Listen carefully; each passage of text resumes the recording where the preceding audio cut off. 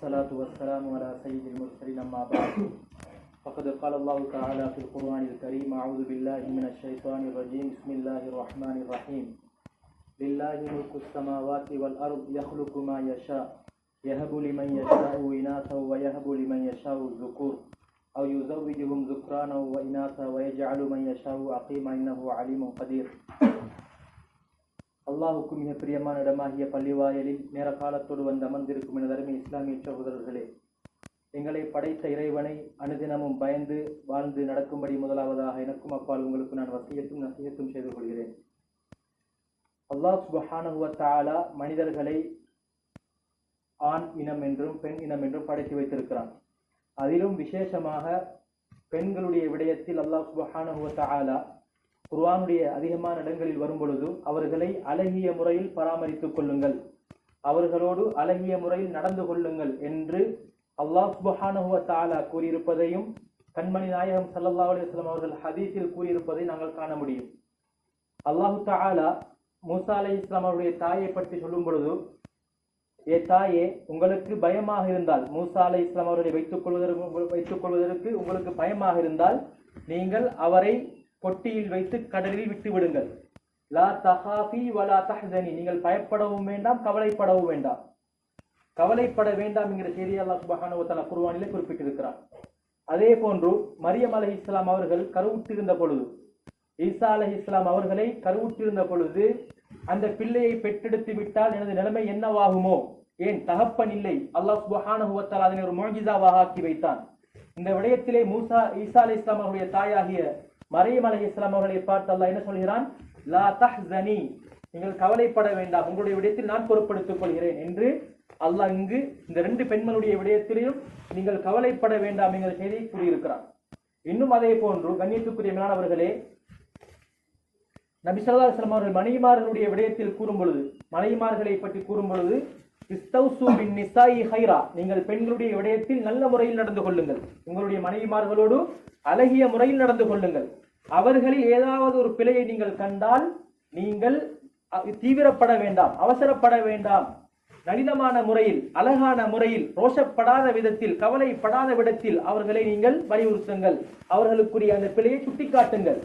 ஏனென்றால் பெண்கள் என்பவர்கள் ஒரு மனிதனுடைய ஆதம் அலைஹிஸ்ஸலாம் அவருடைய விலா எலும்பிலிருந்து படைக்கப்பட்ட பெண். பெண் என்பவள் ஒரு ஆணுடைய விலா எலும்பிலிருந்து படைக்கப்பட்டவள். ஒரு ஆணுடைய விலா எலும்பு என்று சொல்வது மிகவும் வளைந்த பகுதி, மிகவும் ஒரு வளைந்த பகுதி. அதனை நாங்கள் நேராக்க முன்னைந்தால் அது உடைந்துவிடும். அதனை அப்படியே விட்டுவிட்டால் அதுவும் அப்படியே வளைசலாகவே இருந்துவிடும். அதனால் அழகிய முறையில், நளினமான முறையில் நீங்கள் பெண்களுடைய விடயத்தில் கையாண்டு கொள்ளுங்கள். அது தாயாக இருக்கலாம், அது மனைவியாக இருக்கலாம், எங்களுடைய பெண் பிள்ளைகளாக இருக்கலாம்.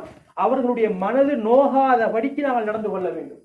கண்ணியத்துக்குரிய மேலானவர்களே, ஜாஹிலியா காலத்திலே அந்த மனிதர்களுக்கு உங்களுக்கு பெண் பிள்ளை பிறக்க இருக்கிறது, உங்களுக்கு பெண் பிள்ளை பிறந்து விட்டது என்று சொல்லப்பட்டால், வைதா புஷ்ஷிர அஹதுஹும் பில் உன்ஸா வல்ல வஜ்ஹுஹு முஸ்வத்தன் வஹுவ கலீம், அவர்களுடைய முகம் கருநிறமாக மாறிவிடும். உங்களுக்கு பெண் பிள்ளை கிடைத்திருக்கிறது என்று சொன்னால் அந்த தந்தையுடைய முகம் கருநிறமாக மாறிவிடும். யதவாரா மினல் கௌம், அந்த செய்தியை தனது கூட்டத்தார்களுக்கு மறைப்பார்கள்.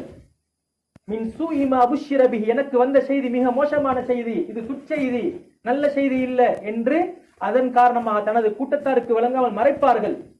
அயும்சிகுஹு அலா ஹூனின் அம் யதுஸ்ஸுஹு ஃபித் துராப், அந்த மனிதன் நினைப்பான், நான் இந்த பெண்ணை, இந்த எனது மகளை நான் இவ்வாறே எனக்கு ஒரு பெண் பிள்ளை பிறந்திருக்கிறது என்ற கேவலத்தோடு நான் இந்த பிள்ளையை வளர்ப்பதா, அல்லது இந்த பெண் பிள்ளை நான் புதைத்து விடுவதா என்று அந்த மனிதன் யோசிப்பான் என்கிற செய்தியை அல்லாஹ் குர்ஆனிலே குறிப்பிடுகிறார். கண்ணியத்துக்குரிய மேலானவர்களே, பெண் பிள்ளைகள் என்பவர்கள் என்று சொல்பவர்கள் எங்களுக்கு துச்செய்தி கிடையாது, அவர்கள் நற்செய்தி.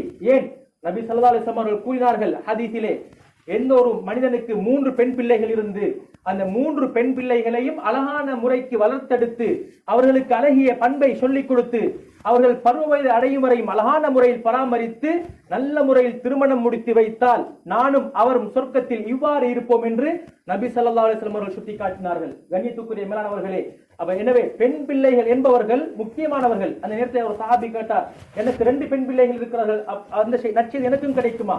சொன்னார், உங்களுக்கும் கிடைக்கும். அந்த இடத்தில் இன்னொரு சஹாபி இருந்தார், அவர் சொன்னார், எனக்கு ஒரு பெண் பிள்ளை இருக்கிறது, நான் இந்த பெண் பிள்ளை அழகான முறைக்கு வளர்த்தெடுத்தால் எனக்கும் இந்த பாக்கியம் கிடைக்குமா? சொன்னார்கள் ஸல்லல்லாஹு அலைஹி வஸல்லம், ஆம் உங்களுக்கும் கிடைக்கும். எனவே கண்ணியத்துக்குரிய மேலானவர்களே, பெண்கள் என்பவர்கள் சிறந்தவர்கள். ஒரு பெண்ணை இஸ்லாம் எவ்வாறு பக்குவமாக பார்க்கிறது என்று சொன்னால், ஒரு பெண் பிள்ளை பிறந்து விட்டால் அந்த பெண் பிள்ளையை திருமணம் முடித்து கொடுக்கும் வரைக்கும் அந்த பெற்றோர்களுடைய பராமரிப்புக்கு தான் அந்த பெண் பிள்ளை வளர்கிறது. எப்போது திருமணம் முடித்து கொடுக்கப்படுகிறதோ அதற்கு பின்னால் கணவனுடைய பராமரிப்பில் அந்த பெண் வளர்கிறாள். அதற்கு பின்னால் கணவன் மரணித்து விட்டால், அதற்கு பின்னால் பிள்ளைகள் இருந்தால் அந்த பிள்ளைகளுடைய பொறுப்பிலே அந்த தாய் வளர்க்கப்படுகிறாள், பராமரிக்கப்படுகிறாள். எனவே கண்ணியத்துக்குரிய மேலானவர்களே, பெண்களுடைய விடயத்தில் இஸ்லாம் அழகான வழிகாட்டல்களை எங்களுக்கு சொல்லி தந்திருக்கிறது. அந்த பெண்களோடு நாங்கள் அழகான முறையில் நடந்து கொண்டால் எங்களுக்கு சிறப்புகள் இருக்கிறது. மனைவியோடு நல்ல முறையில் நடந்து கொண்டால் உங்களில் சிறந்தவர் யார்? உங்களுடைய மனைவிக்கு சிறந்தவர். உங்களுக்கு பெண் பிள்ளைகள் இருந்தால் அழகான முறைக்கு பராமரித்தால் உங்களுக்கு நானும் அவரும் சொர்க்கத்தில் இவ்வாறு இருப்போம். தாயை ஒழுங்கான முறைக்கு பராமரித்தால் தாயினுடைய பாதத்துக்கு பின்னால் சொர்க்கம் இருக்கிறது. அவளுடைய பொருத்தத்தில் அவள் உங்களை பொருந்திக் கொண்டால் அது உங்களுக்கு நீங்கள் சொர்க்கம் போவதற்கு அது உங்களுக்கு விமோசனமாக ஆகிவிடும் என்கிற செய்தியை ஸல்லல்லாஹு அலைஹி வஸல்லம் அவர்கள் கூறியிருக்கிறார்கள். எனவே நாங்கள் ஒவ்வொருவரும் இந்த தாய்மார்களுடைய பெண்களுடைய விடயத்தில் அது எங்களிடத்திலே பிள்ளைகளாக இருந்தாலும் சரி, அல்லது எங்களிடத்திலே மனைவியாக இருந்தாலும் சரி, அதே போல எனக்கு ஒரு தாயாக இருந்தாலும் சரி, எனவே எங்களுடைய பெண்களுடைய விடயத்தில் நாங்கள் ஒவ்வொருவரும் கரிசனையோடு நடந்து கொள்வதற்கு நாங்கள் ஒவ்வொரு முயற்சி செய்து கொள்வோமாக. मेरे प्यारे दोस्तों, अल्लाह सुब्हानहु व तआला इंसान को यानी मर्द और औरत की दोनों किस्में बनाया है. औरत को बनाकर उसको इतना इज्जत दी है. कुरान में ईसा अलैहिस्सलाम को माह के बारे में और मूसा अलैहिस्सलाम के माह के बारे में अल्लाह क्या बता रहा है?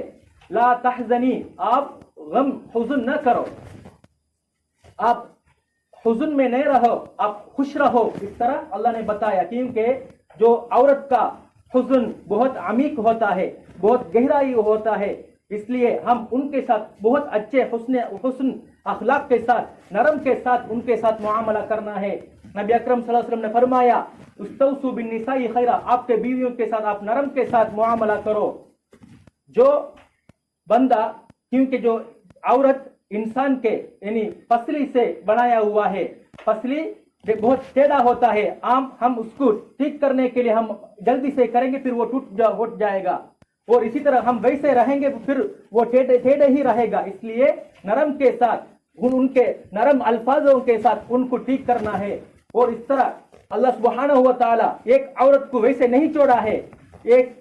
एक औरत हो जाती है, ये बालिग होने तक, शादी होने तक उसके वालिदैन की जिम्मेदारी है उस बेटी को पालना. उसके बाद जब शादी हो जाती है, उसके बाद वो औरत उसका शौहर के सरपरस्त में आ जाती है. और उसी तरह फिर उसके शौहर वफात हो जाए, फिर उसके बेटे हैं, फिर उसके बेटे के सरपरस्ती में वो आ जाती है. वैसे नहीं छोड़ा जा सकता है. इसलिए नबी अकरम सल्लल्लाहु अलैहि वसल्लम ने फरमाया, जो बंदे को 3 बेटी है या 2 बेटी है या कम से कम 1 बेटी है, अगर उसको अच्छी तरह उसको पाले, जब तक वो शादी करने तक अच्छी तरह उसको अच्छे अखलाक सिखाया, उसके बाद शादी करवाया, मैं और वो आदमी जो अच्छी तरह उसका बेटी को पाला है, मैं दोनों जन्नत में इस तरह होंगे, साथ साथ होंगे. ये कितना खुशखबरी है. इसलिए और हमारे पास कोई भी औरत हो, मेरी बेटी हो या मेरी बीवी हो या मेरी माँ हो, उनके साथ और बहन हो, उनके साथ अच्छी तरह हुस्न अखलाक के साथ उनके साथ मुआमला करना है. नरम बातों से हम उसके बात करना है. उसको यानी उसका दिल टूटने तक इसी तरह बात नहीं करना है, क्योंकि उसका हुज़न बहुत अमीक होता है. वैसे नहीं, कभी कभार हम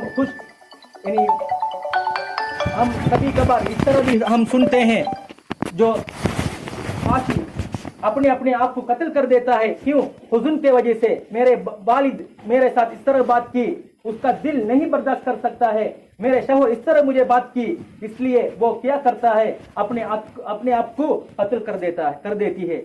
इसलिए हम उनके साथ बहुत अच्छे से नरम अल्फाजों से बात करना है, उनको अच्छी तरह पालना है, उनके देखभाल करना है. इसलिए हम सारे इसके बारे में अच्छी तरह मुआमला करने के लिए हम सब बंदा हमारे दिल में यकीन रखना है.